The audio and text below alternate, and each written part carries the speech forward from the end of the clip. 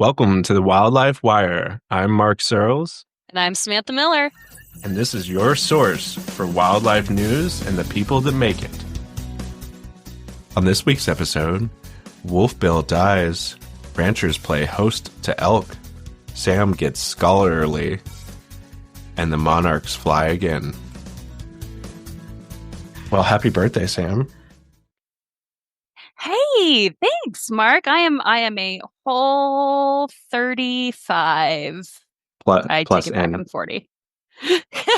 Plus 5. But it's a good day to be recording. The sun is thinking about coming out. I think we've got a mixed bag of news, but that's okay. And I have lived to Yeah, persist. And there I'm you go. here. Yeah, it's so mixed bag that I one of my stories, I'm not even sure what my thoughts are on it, but we'll get there in a minute. Okay. The first one Okay. that I've got here is the unlimited wolfbill that died in quietly in Montana, Ooh. and Wow, happy birthday to right, me. yeah. So it was interesting because it was kind of last minute flip floppery, which is a very professional and scientific term, where they Uh-huh. there was an amendment made, and then that amendment then got reversed, and then a couple of senators changed from no votes to supporting the bill, but then more senators changed from supporting to a no vote, and it finally failed 23 to 27. And so basically, this bill would have been, if it passed, it would have required unlimited hunting of wolves in Montana anytime the Wow. population was over 550. Wow. Yeah, that would have been devastating. So I am glad we can briefly celebrate that on my birthday. I think there are two other bills still, though, in play that are bad for wolves, right? That our advocates should be focusing Yeah, well, on. and both of those passed last Friday. So House Oh, Bill, I know, no. House Bill. Why are you bringing me down? It's my Well, birthday, because you know Mark. what? That's how life is. Every year you get to understand that there are ups and downs. And so House Bill Great. 258 extended the hunting season and was amended to remove a carve out limiting hunting quotas near Yellowstone Park. And then House Bill 259 expanded the use of night scopes and was amended to soften the directive from a shall to a may, which I'm not sure what the shall and the may was referring to. I don't think you need to use night scopes. Well, I no, you don't. But I think that it is still wild that we're going after wolves, there we go. Wolvises. Wolves this way, wolfises this way, in the Northern Rockies. It it's really sad to watch because it's so far from scientific directives and any kind of research. And it seems like it's just driven by hatred towards wolves and nothing else. And I just don't get it. I guess I can't picture living in a mind that hates an animal that's so closely related to my dog so much, but not for me to understand. Maybe at 41, I'll get that information. Yeah, yeah, back to like what Dan Flores always talks about, and like how we brought this perception of wolves with us from Europe, and it is typically the white male that is the one that's driving all of these bills and this hate, and it's just like we gotta move past it at, on a psychological level, and and Right. hopefully we can make it a more just world for more species across the country. So anyway, one Yeah. one good bit. It was Yeah. good to see something get struck down that was so egregious, and disappointing to see that the other two moved forward. But Such is life. What do you got for me? Well, speaking of a more just world, I'm going to share today a scholarly article, an essay, if you will, that's in conservation biology. And it does address some of the issues around creating a more just space for humans and animals. It's called Insights on Human Wildlife Coexistence from Social Science and Indigenous and Traditional Knowledge.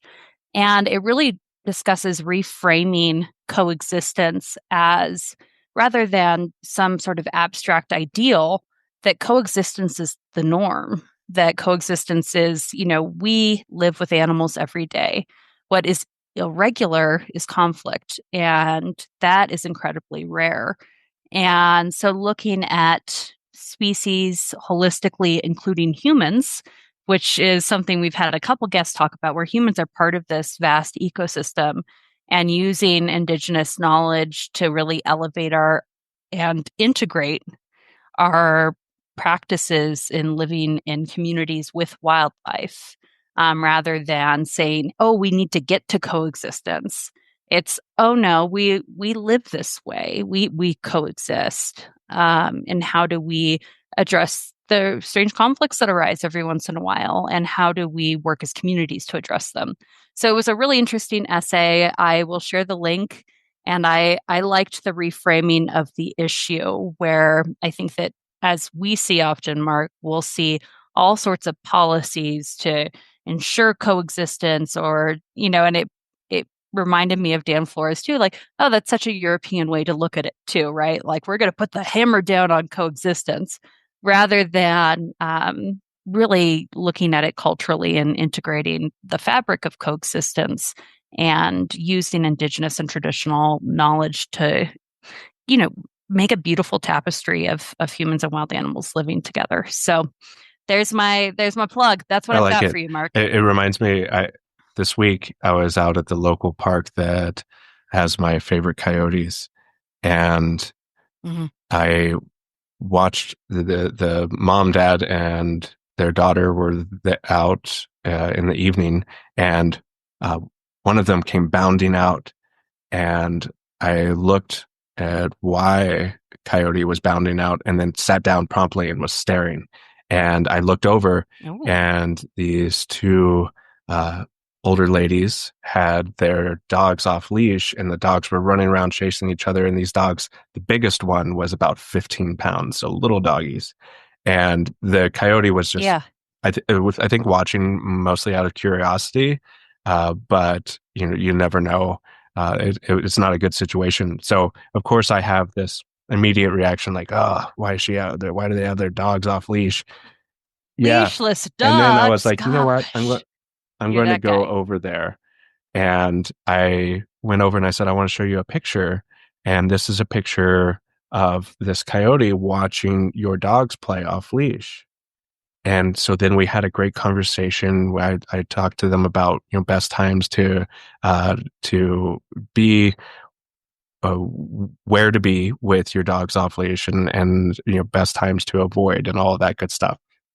And so Oh, I good. could have turned out where I would have been mean and shaking my finger, but we ended it in a really positive note.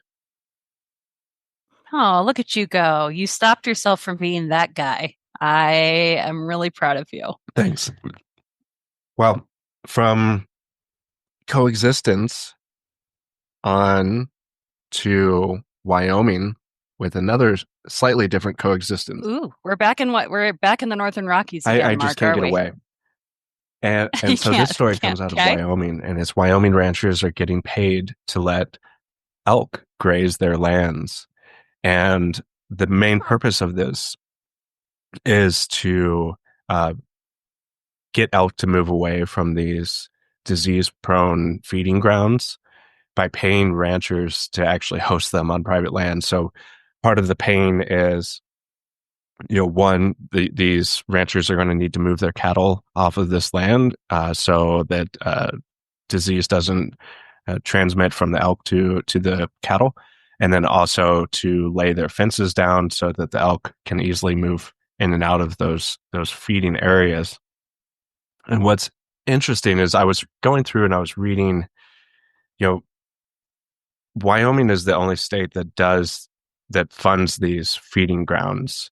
And there's 20 of them across the state, and they host about 20,000 elk. And so they're really bad for spreading disease, especially chronic wasting disease is a big one. And uh, what this is going to do is help, you know, diversify the areas where these herds are. But at the same time, I was like, well, I mean, do we really need to pay the ranchers? I'm a little conflicted on that. Like, shouldn't they just allow some elk to be on their land? And so I'm kind of going back and forth in my head. But then I saw that Then, the elk feeding grounds cost $3.1 million in 2022. So so wow. if doing this can then reduce that number and you know at minimum not go over $3.1 million, and you know if it can stay within that ballpark, then I think it would be a successful program. The the Backcountry Hunters and Anglers Association in Montana is a little nervous about this, and in attempting to encourage private land conservation is good, is what they're saying, but they're concerned that uh, this could um, incentivize landowners to harbor elk on their lands so that they get Hmm. more cash, because it's actually like based on elk, the actual elk on their land is how they will get paid, and it's not like a conservation easement or anything Hmm. like that.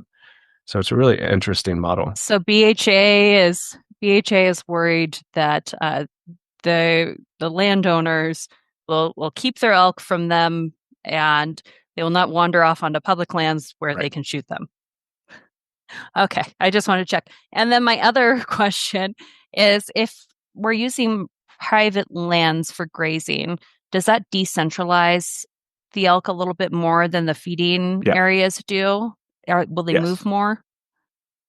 Okay, so I feel like that could be a win. I think you probably know what I'm going to flag. That animals that are hunted and are of high value to groups like BHA and Safari Club International enjoy so many more privileges than our carnivore friends. And it's interesting that the state's willing to pay out just to let elk exist, and that very same state is unwilling to regulate running over wolves with snowmobiles. So just flagging that for everyone. I couldn't help myself. I needed to do it. The hypocrisy is there, the difference is there. I just wanted to share Sam, what did an elk ever do to anyone? All right. it. Except for trample people and smash cars. I love seeing a bull elk during rut deciding to fight a 1 ton truck. That's Yeah, well, they are that's they are that's a good fierce, choice. fierce animals when they want to be. Yeah, but yeah, they are, and moose too. But I digress. Are you ready to hear about the most ferocious of all of the animals? Are we talking about like kings and queens, or like a monarchy? What are we talking about? Ha ha! Ha, you caught me. Yes. A monarch butterfly. So ferocious it is not, but monarchs are migrating now through the country. They've made their first pit stop in San Antonio, and they'll keep heading north. And on the tail end of that, or of the tailwind, Mm-hmm, if you mm-hmm. will, um, of that migration, the U.S. Fish and Wildlife Service has reopened public comment for listing the monarch as an endangered species. And they've extended that public comment until May 19th. So if anyone wants to get their comments in, they can. There are concerns that I have and others have that this is a delay tactic by the administration, but you can still comment, which is a bonus from at least this delay tactic. Advocates have been trying for over a decade to get monarchs listed. They've been under consideration for over a decade. Um, they're just such unique, incredible insects, and they're one of our great migration species that we see around the world. So I hope to see them migrate one day. I have not seen it yet. And then a quick note for folks that are creating butterfly habitat in your yards: do not use the tropical milkweed. Do not use it. Apparently, it can harbor parasites that can kill monarch butterflies. So if you have monarch habitat in your yard, plant native milkweed, and you can find those at native plant stores. So that's my quick PSA on your milkweed choices, and that you have an opportunity to comment on the That's great to butterfly. know. I had no idea that there were two types of milkweed. So that is Yeah, enlightening. they're good. I've got little nuggets of milkweed for everybody. I So there have you you go. ever watched Flight of the Butterflies? I have So not. I watched it with my daughter at the Nature and Science Museum a few months ago, and it was in IMAX and 3D. And so it was so cool because the butterfly, you could just reach out and grab them. But a really cool story because for a long time they didn't know where these butterflies were going, and so they were tagging like little itty bitty tags on these butterfly wings, and then they finally figured out that they were going to the same spot in Mexico. So really fascinating. Oh, yeah, they do that at the San Antonio Zoo too. I didn't know you could do little mini Yeah. monarch tags. So cool story. And I'm excited for our guest today. All right. And welcome to the Wildlife Wire, Dr. Chris Servheen. Your name is synonymous with wildlife recovery in North America. Over the last 35 years, Dr. Servheen has served as the U.S. Fish and Wildlife Service's Grizzly Bear Recovery Coordinator, leading one of the most complex and high profile recovery efforts in the country. He's a wildlife biologist and a respected voice in conservation policy, and a lifelong advocate for science based management of large carnivores. So, Dr. Servheen, you've got decades and decades of experience, and we are so excited to have you on our podcast today to talk about all of that. But we love to start off for our listeners on how did you get into working with grizzly bears, which has really been your area of focus throughout your career. And that way the youth, which is no longer Mark and I, can learn the gateway to having a cool career like yours. Well, I grew up back east, and the first thing I wanted to do when I graduated from high school was leave and get out of back east. And so I wanted to go to as far west as I could in a really wild place. And so I applied to the University of Montana, and I got into the University of Montana. And I was studying wildlife biology there as an undergraduate. And I was fortunate to get a work study job in the wildlife research unit. And when Dr. John Craighead was still heading the research unit. And of course, he's worked on grizzly bears for many years. And so in that job, I got to work a little bit on grizzly bears and field programs for Dr. Craighead when he did field work. But I also worked on other species like eagles and that type of thing. I graduated from the University of Montana. I went to the University of Washington and got my master's on bald eagles because I was really into eagles at that time. And I actually used to fly eagles, in falconry techniques at the university in the afternoons because John kept a whole bunch of bald eagle or golden eagles, and I flew them up on the mountainside, and that was fun and good exercise. But after the University of Montana, I went to the University of Washington. I worked on winter ecology of bald eagles, and then I came back, and I was going to continue my work on bald eagles for a PhD, but there was no funding for that. And so I moved back to Missoula at that point, and I met Chuck Junkel, who is the leading what's called the Border Grizzly Project at that time. And he was looking for somebody to kind of be a staff leader for his group. And because I just gotten my master's, he said, would you like to do that? And so he took me under his wing, and I began to work on grizzly bears with him.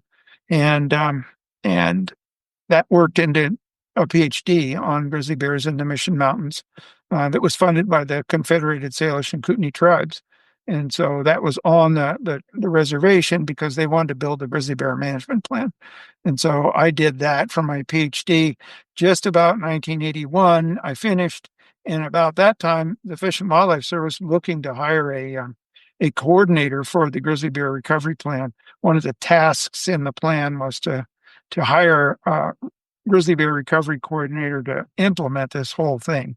And I was really fortunate. I was at the right place at the right time. I just completed my PhD on grizzly bears, and some of the people working on the plan had been talking to me for about a year, and so they said, we want to hire you. And so I started in June of 1981 as the recovery coordinator. And I did that for 35 years because I was no good at anything else. And that's my story. That is an awesome story. And I'm curious, what was the state of grizzly bears when you first started as the recovery coordinator in the 80s? What was their population like? Well, there weren't very many grizzly bears, and nobody knew much about grizzly bears except in the Yellowstone ecosystem where John and Frank Craig had been working. But outside of there was very little information. And what Chuck Jonko was hired to do was to try to build information on grizzly bears in other places outside of Yellowstone. And one of those things was for me to work in the Mission Mountains on grizzly bears there, which is what's called the Northern Continental Divide ecosystem. But at that point, there maybe were 300 to 400 grizzly bears in the lower 48 states, and in many places there weren't many grizzly bears at all. And I'll tell you a little story. One of the jobs I worked as an undergraduate with John Craighead was we spent a summer in the Scapegoat Wilderness. We were mapping habitat in the alpine for grizzly bear foods. And in that area, we were looking for grizzly bears, but we never saw a grizzly bear. And then one day we saw a female grizzly bear with 3 cubs working on this alpine peak. And we actually took horses into the backcountry and shot 5 horses back there to try to lure in grizzly bears to sites so that we could count more bears because we hadn't seen any except this one female and her 3 cubs. Keep in mind, we lived in there from July 4th until September 15th. We didn't come out. And even though we looked for grizzly bears and we tried everything we could using these horses as bait, we still only saw that one female and her 3 cubs for the entire summer. And that's in the center of the Scapegoat Wilderness, which is some of the wildest country out there. So at that point in the late 70s, there weren't very many grizzly bears at all. And when I talked to outfitters, they would tell me, well, we used to just shoot them when they would come into camp and we poured the bacon grease behind the tent. We thought there were more of them out there, but there really weren't. They rarely saw them anymore. And so at that point, when I started in 1981, there weren't many grizzly bears around at all. And they were just in isolates like around Glacier Park and around Yellowstone Park, a few transient bears here and there, but they were on the verge. And of course, by 1982, we figured there were only 30 females left in the Yellowstone ecosystem. And we thought at that point that we were going to lose grizzly bears in the Yellowstone.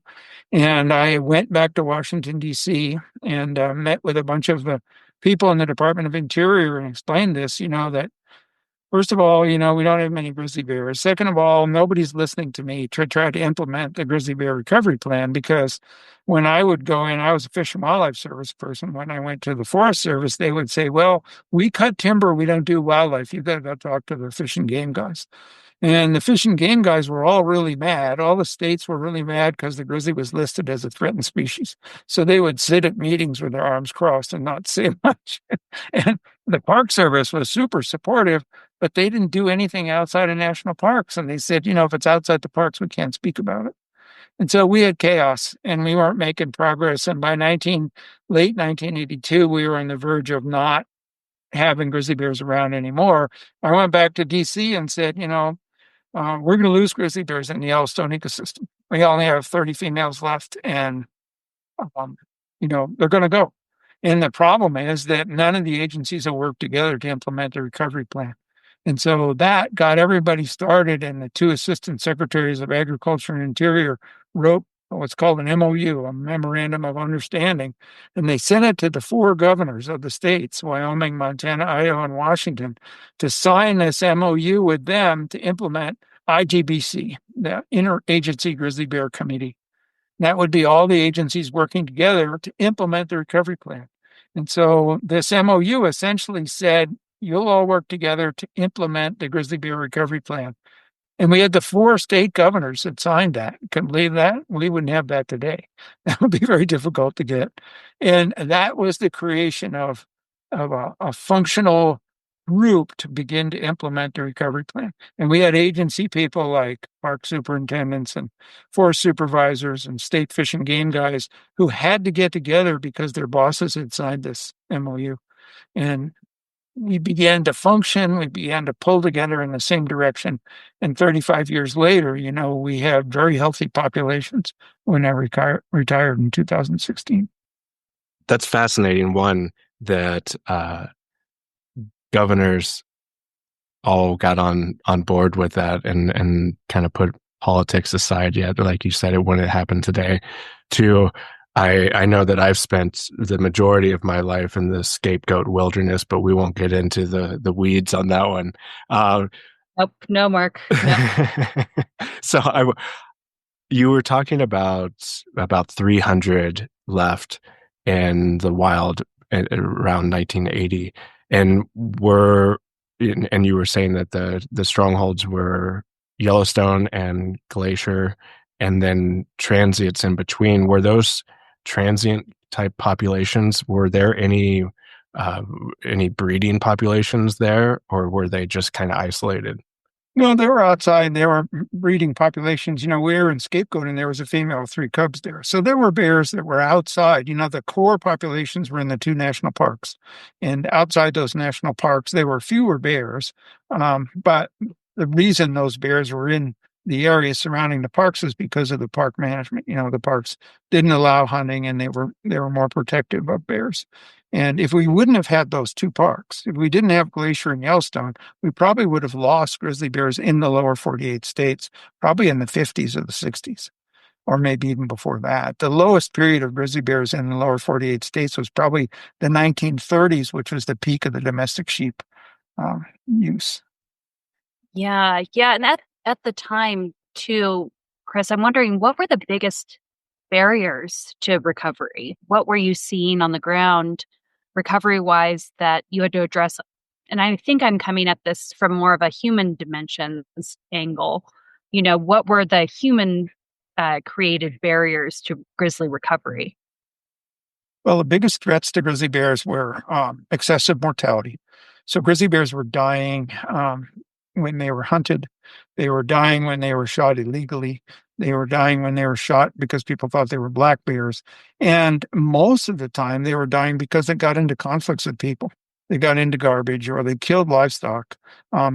Places where they would come out of the parks and get into things that were difficult. They would get into conflicts, and those bears would be shot and removed. And so we had a very low population, and human-caused mortality was driving that population lower and lower. Now, other threats that existed were a really high density of roads on the national forest lands. The Forest Service had been for many years into a big timber production mode. And, getting out the cut was what the Forest Service did. And to get all those trees out, they had to build roads everywhere. There were roads, hundreds of thousands of miles of roads in grizzly bear habitat. They built roads for timber harvest, but they never closed any. And so all those roads contributed to 2 things: displacement of bears away from those areas where roads were, and mortality risk when bears got close to those roads. And so that road density was a big problem. We also had the sanitation issue where, there was garbage use in the national parks, feeding bears garbage in the national parks in the 60s when the Kyrgyz were in there. But the surrounding communities in many cases had their own garbage dumps, and the bears were into those. So like West Yellowstone, Gardner, Cook City, West Glacier, all these places had their own dumps, and they would just dump the garbage out, and the bears would be in the dumps every night. And with that garbage came all kinds of problems. And then the fourth issue that was really a risk for grizzly bears was there was little public support for them. Everybody thought, bears are fine, but as long as they stay in the mountains, there must be a lot of them in the mountains because we never see them down here. Well, that illusion was that they were fine. And as long as they were somewhere else, that was fine. But we didn't want to change our behavior to accommodate them. So we had to build a lot of public support and knowledge about what was needed to support bears. So those were the four things. So with the garbage piece, I immediately thought of Doge and the National Park Service cuts and the other federal agencies that are experiencing wide staffing cuts. Do you think that that's going to have any implications on human bear conflicts if we can't manage garbage in Yellowstone, garbage in Glacier, and other places? Yes, all those cuts of personnel are going to be catastrophic for grizzly bears. And it's a cascade of events. For example, they hire a lot of people to be on bear management teams in Yellowstone and Glacier and Grand Teton, and those teams help when you have bear jams. Like Bear 399, when she was crossing the road, everybody'd be there. Well, there were bear groups of Park Service people that were working to keep the public away from those bears. And those people, if they're not there, there will be increased conflicts and trouble because there's going to be continued tourism without the management of those people, without the people to manage the garbage and to empty the outhouses and to manage the campgrounds, campground hosts, and people like that, then there's going to be more problems. There's going to be people leaving food on the picnic table and leaving garbage out, and the bears are going to get back into garbage again.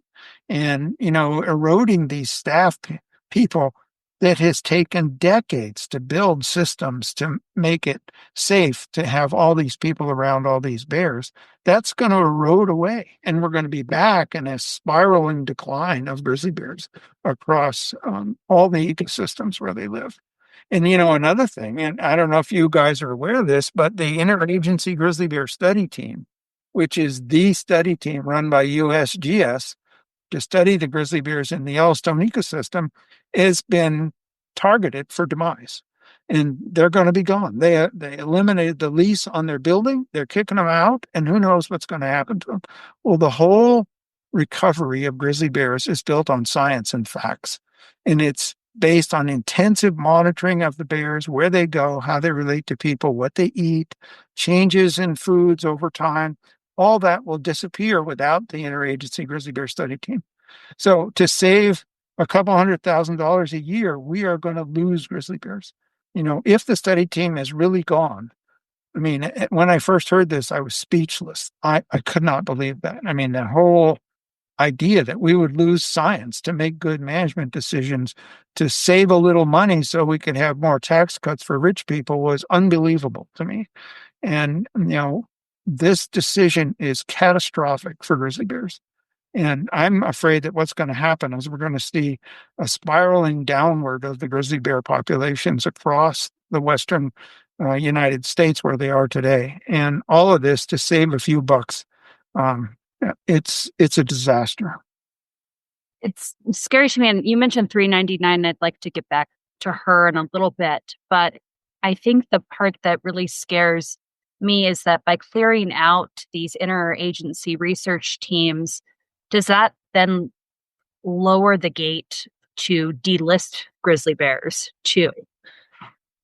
Well, the whole delisting of grizzly bears in the Yellowstone system, I'll use that as an example. What we built and wrote was called a conservation strategy, which is the post-delisting management plan. Because if we're going to delist grizzly bears, we don't just walk away. We have all these structures in place. Think of it as a rug underneath the table. And if you pull the ESA rug out from underneath it, the table still stands. Well, the conservation strategy has detailed information on how the bears are going to be monitored and what level of mortality needs to have a response with, less human-caused mortality would occur if there's so many bears that die. All these balances that are in place, checks, and if this happens, then there'll be a management response. All that is built into the strategy. The study team is cited or referenced 109 times in that Yellowstone conservation strategy. Without the study team, the post-delisting management plan is null and void. It will collapse. It can't exist. So we won't be able to manage grizzly bears if they're delisted without the study team. And the study team is gone because people in Washington that don't know anything about this have said, no, that we don't need them. They're gone. Right. I can't picture Elon Musk surviving a day in the wilderness. So it's fascinating that they're making these types of cuts and incredibly scary. I did want to pivot a little bit, unless Mark, you had another follow up on Doge, and talk about 399 and her legacy for bear recovery, because I think that she really inspired a lot of folks to care about grizzly bears and see them as more than scary, but as a mother with, with cubs that in tow. And her personality spoke to a lot of folks of all ages. Could you tell us a little bit about the story of 399? Okay, 399 is she died last year. She got hit by a car. She was the oldest female grizzly bear in the Yellowstone system that we know of, and she'd been radio collared since the early 2000s. Um, she she had multiple cubs. She lived in Grand Teton Park and the areas around Jackson, Wyoming. And she was very visible because she spent a lot of her time crossing the road, feeding in the open fields in the park, walking around where people could see her. And she was a really good mother. She had so many cubs. I forget how many she had, maybe 18 or 20. And and she was very visible. And so there were all these photographers and people that got to know her because, oh, it's 399. And she's the only grizzly bear I know that had a Facebook page. And she had this following of hundreds of thousands, if not more, people that were interested in her and her life. And all these people would come to Jackson and they would watch her and they would see her. And as you said, she was a good ambassador for bears because she was, a good mother. She tried to stay away from people. She didn't want to be around people. She didn't think that was fun. She had to live there. And everybody wondered, well, she must live along the road because she likes being around people. She didn't like being around people. She was along the road because she was keeping her cubs away from adult males. Adult males occupy the best habitats, which are away from people, and females with cubs stay away from adult males. And so she was down there close to people for protection against adult male grizzlies. But her legacy is one, and she taught us where bears like to go. She taught us the importance of securing our food, our attractants. We had whole programs that were developed to get the whole Jackson community and the whole Teton Valley into a bear safe community. Getting bear resistant garbage cans out there, telling people they shouldn't leave food out, don't feed your dog on the porch, all these things. All these were related to Bear 399. Um, she has a tremendous legacy because she left that good memory in so many people. And as you said, people started to think of grizzly bears as being real neat animals rather than just fearsome predators. A lot of people don't know anything about grizzly bears, think, they're going to sneak up and grab you and eat you and all this kind of thing. And grizzly bears try to stay away from people. They're really good at it. And 399 was a good example and a good ambassador for her species. And, it's sad that she's gone, but she lived an incredible time. She crossed roads thousands of times. And, we're lucky that she lasted as long as she did living in that community. But she's more people know 399 than any other grizzly bear that's ever lived, for sure.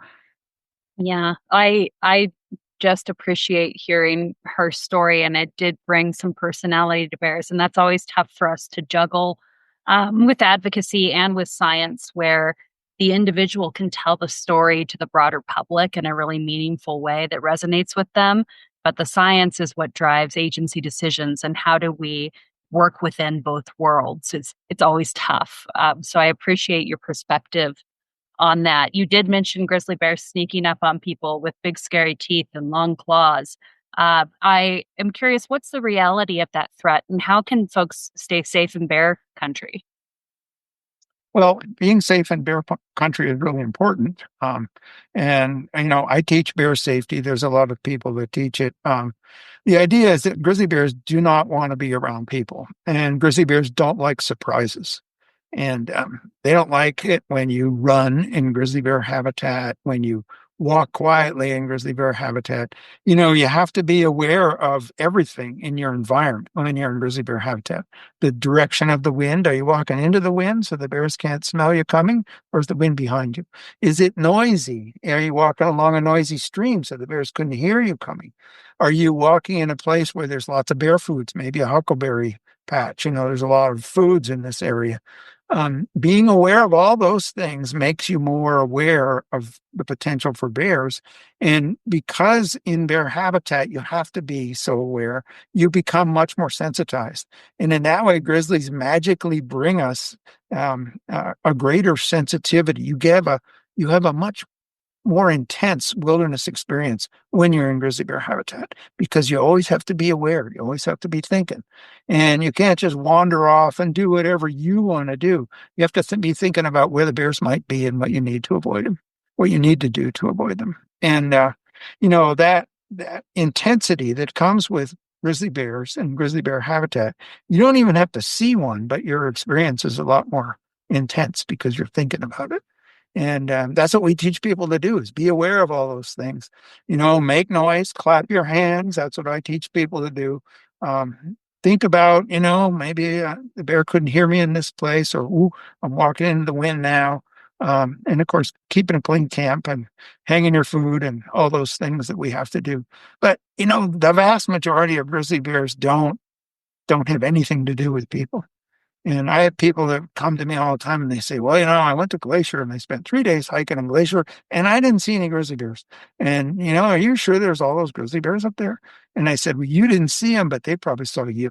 And they got off the trail when you were coming by and then they got back on the trail when you went by. And we've actually seen bears do that. They can hear some knucklehead coming and they get off the trail and wait, watch them go by and then get back on the trail again. And so they're really good at staying away from us. And that's what they want to do. We just need to help them out. Yeah, absolutely. I love that feeling of not being the top predator in a space. And I lived in Africa for 3 years and spent a lot of time in some really wild spaces where you certainly had to have your wits about you, and it made you feel alive, like you were really part of a bigger ecosystem. And so Sam asked about bear people in bear habitat and what kind of things we can do to prevent conflict with a bear. I would like to get your take on bears and wolf habitat and the challenges that they face in states that allow wolf hunting and trapping. Yeah, well, the greatest risk to grizzly bears today are the state legislatures that pass laws to put on the landscape all these wolf killing techniques. Neck snaring with bait, foot trapping with bait, hound hunting of black bears with dogs, which is going to tangle up with grizzly bears when you do that in grizzly bear habitat. All these things are really risky to grizzly bears. And many times when the grizzly bears get into these things, that they get killed and we'll never know about it. Because these sites are really remote and they're only known by the trapper. And his ability to report this stuff is there's a real disincentive to report, because if you report, then in fact I caught a grizzly bear and I had to kill him, then there's pressure to stop that kind of thing. And so these people know that if they report these kinds of conflicts, then it's likely that their activities are going to be limited, and so they don't report. And my greatest fear is that all these things are going on the landscape all around us, and we will never know about all the dead bears that are occurring. And of course, all the bears that are injured. We have 3-legged bears out there today that lost their leg because they got caught in a snare, and then eventually the foot became necrotic and fell off. These things put bears at a disadvantage too.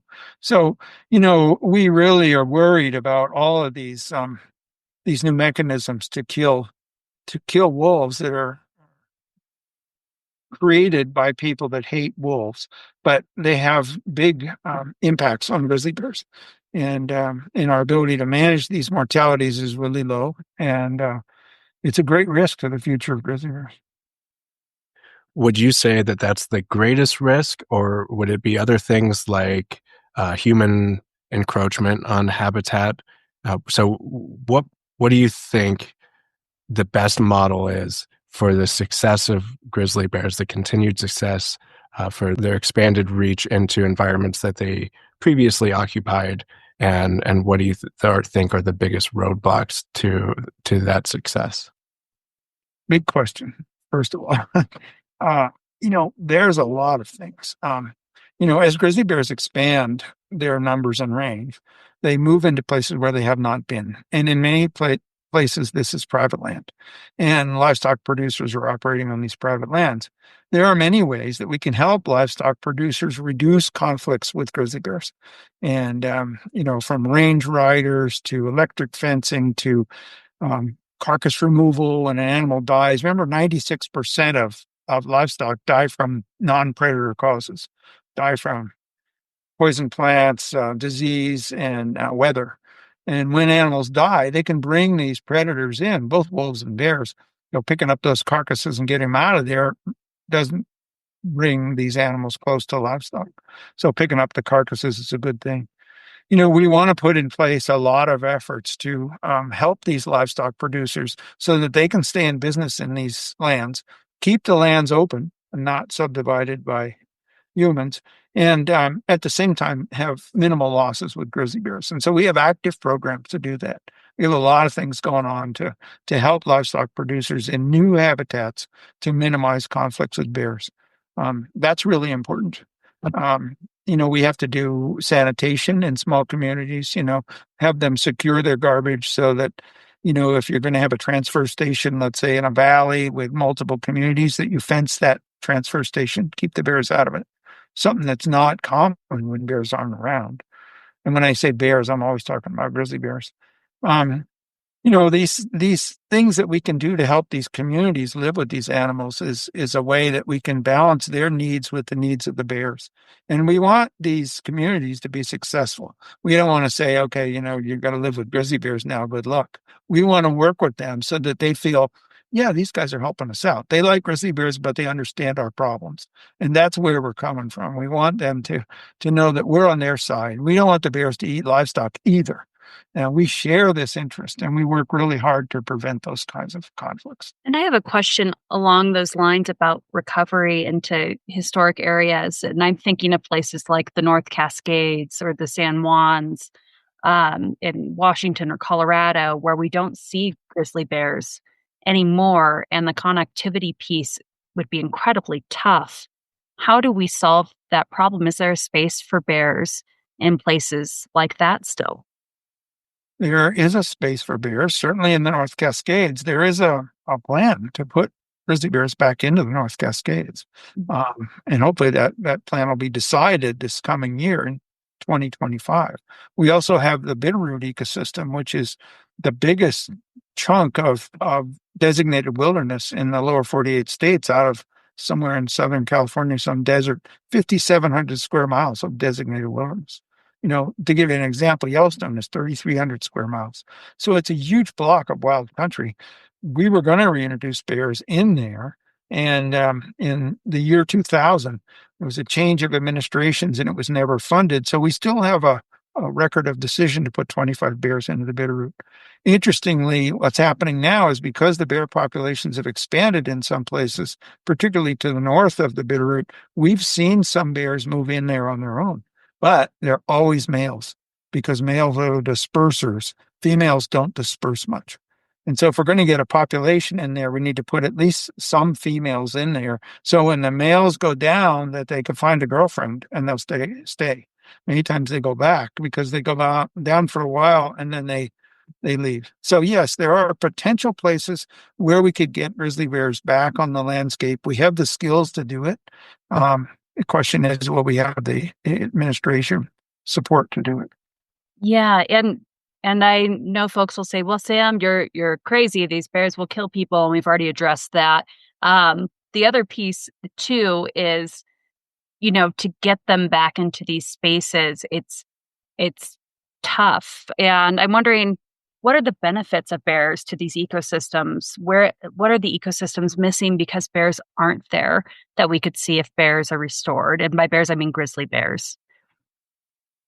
Well, that question was a common one, like what do the bears bring, and to my mind that in some cases that seems to indicate that, well, unless we can justify what they do, that we don't really need them there. They're a native species. They were here for 10,000 years since the last glaciation. The only reason they're gone is we killed them all. And if we want to have whole, healthy ecosystems in just a few places in the lower 48 states, we've got to work to get those animals back on the landscape. And so, while grizzly bears, they move nutrients across the landscape. They till soil in the alpine, digging starchy rooted plants. Their ecological details, we could talk about those for a while. They move black bears around, for example. In Colorado, you have black bears in the alpine. They were never in the alpine in Colorado when grizzly bears were there. There's no grizzly bears in the alpine up here in the northern Rockies because there's grizzly bears. Grizzly bears, black bears don't want to be around and get a place where they can't climb a tree like in the alpine. So they distribute some of the species that are also native just by being present. So, they're an important part of healthy natural ecosystems. Grizzly bears today live in about 5% of their former range in the western United States outside of Alaska. And, that's not much. And we're asking to, have those animals live in those places in a healthy way so that we have this existence value and we can look into the mountains and say, there's grizzly bears up there. That's pretty cool. I think that's a good value to have an existence value. I don't have to explain their ecological value. Their existence. I look at the Rattlesnake Mountains from my house here, and I know there's grizzly bears up there, and that makes me smile. I love that answer so much, Chris. That is an incredible answer because I mean, usually folks will say, I need the hard ecosystem science, but I think that speaks more to the intrinsic value of the animal and righting a historic wrong of really killing almost every last grizzly bear in this country. Mark, you had a question? Yeah. First, I find it fascinating too, how similar grizzly and black bear are in their relationships to like coyote and wolf, and how removing one has such an impact on the other's populations and areas that they inhabit. So super fascinating how we think we can mess around, but it actually has implications that we didn't realize. My question is on Colorado specifically. So I know I hear people kind of backroom talking, are they going to try to bring grizzly back to Colorado, this and that? What do you think? I consider Colorado, as far as grizzlies go, it would be more of an island population if that were ever to happen, because of our neighbor to the north being Wyoming, and having a real connectivity to the bigger populations would just not exist for various reasons. A lot of it to do with wolf trapping and things, and just navigating that landscape. Do you think that it would at some point be feasible to bring grizzlies back to Colorado? And would that be a benefit to grizzlies in general? Well, the first thing is if you bring grizzly bears back to Colorado, let's say the San Juans, or there's people in California that want to bring them into California as well, in the Sierras, you're creating an island population. Island biogeography tells us that island populations are at risk for many issues, demographic, genetic reasons. And, bringing grizzly bears in and having them live in an island is really risky. And we've got northern Rockies populations where we've got ecosystems that were defined in 1975 when the grizzly bear was listed as islands. We've got the Yellowstone and the Northern Continental Divide, Cabinet Yaak, the Selkirks, the Bitterroot. We know now that was not a very smart way to do it. I wrote the 1993 recovery plan. I wrote last year a revised recovery plan that links those all up.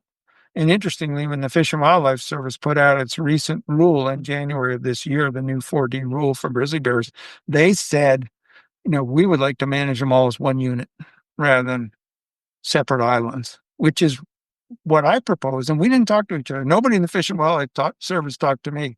That shows the importance of the fact that connecting these islands makes them healthier and more resilient. Now, when you talk about putting an island population of grizzly bears somewhere else and creating a new island that's never going to be connected, they're always going to be at risk. They're always going to be on teetering on the edge. And then we have to think of the animals that we put in there. Okay. The animals that we put in there are going to come from places where they're just fine. They're minding their own business. And we take them and we put them in a place that is going to be an island forever, in which there's a lot of other uses around there, intensive recreation and all this stuff. I don't know. I like to think of it from the grizzly's point of view. I have to have a really good justification before I capture a grizzly in one place and put him in another, because that's a risk to that bear. And all those bears that are put in those new places, they're going to be islands, are going to be forever at risk, and their offspring. So, are we helping the bears out? Are we doing that for ourselves, or what are we doing here? I just think sometimes we have to think of the reality of the future for these animals. We have 300 plus million people in this country, and their population is not going down. Recreational pressure is increasing. Subdivision pressure is increasing. And then we've got now a new administration that's cutting all the staff of the resource management agencies so they can't manage all this recreation and development. And then on top of that, we have the same administration trying to eliminate, all these acts, NFMA and NEPA and ESA. They're all under grave threat right now. So this is a really risky time for these animals. And so, yeah, it's not a good time to be taking them from someplace where they're doing okay and putting them in a high risk situation. That's my opinion anyway. No, I really appreciate that. I think there's so many layers of ethical considerations for reintroductions. And Mark and I have had extensive conversations about this around wolves in Colorado. So we appreciate you weighing in on grizzly bears. It's a really complex issue. So my closeout question is really to wrap up this conversation, where is the best spot that folks can learn more about grizzly bears and grizzly recovery? Let's say I'm a kid and I'm sitting in Missoula and I want to know how grizzly bears are doing. How can I find that information? Well, the Fish and Wildlife Service has a pretty good website about grizzly bears. They've got a lot of background information there. The Park Service, particularly Yellowstone Park, has an excellent website about bears and how to behave around bears, how to camp in bear country, how to be safe. Those are two really good sources of information. Because I don't look for information online about grizzly bears very much. I'm probably not the best guy, but I think those are two good sources for you. I mean, I get questions from people all the time. People email me and say, I heard there's big groups of grizzly bears in Yellowstone. Why is that? That's the kind of question I get, So, but, I think it's, start with the information in those national parks, and then the Fish and Wildlife Service is good. I mean, there may be some NGOs that have good websites as well. I'm not that familiar with them, but that's probably a good answer. I mean, a good thing to know about the future of these animals and how they relate to all the people around them. There's these really good outfit. There's one that's called Yellowstonian. It's a online journal, and then there's Mountain Journal. And both of those, they publish lots of really good up-to-date stories about recreation and wildlife habitat and the effects of subdivision and how many animals are being killed in various ways. Those are really good sites that, show really good sources. Of course, I have written for some of those, but, there's plenty of other people that have as well. So, if people want to know, how can I find out about grizzly bears and their current status? I sent them some of my articles that were in Yellowstonian. That's a good way to do it. And Doug Smith and I, who Doug Smith is, he and I have written one big one in Yellowstonian that kind of summarizes the threats to grizzly bears and wolves. And then we did a series of events. We did one in Bozeman and we did one in Missoula last fall, where we had 600-700 people each night, and we would do what we call the grizzly conversation. We would give a little presentation, a PowerPoint presentation, and then we'd sit down and we'd talk to each other about bears and wolves, and then we'd take stuff from the audience, and it was great. We really liked those. We'll probably do those again next fall. Yeah, no, that's wonderful. I really appreciate any kind of event like that. And as you were saying, I'm jealous that I missed those, and I hope you have some more of those, especially when I get up here. If you go to Yellowstone and their website, I think some of them are recorded, so they videoed the whole thing. Yeah, well, we'll put a link in our show notes for this, but we really appreciate you coming on today and giving a lot of background on the recovery of grizzly bears in America and the challenges that they face. And hopefully we can get through this time in our dark spot in federal government and make sure that grizzlies and all other animals that call this great country home a fighting chance in the future. So thank you again. This has been an episode of the Wildlife Wire with me, Mark Searles, and my co-host, Samantha Miller. Thank you for listening.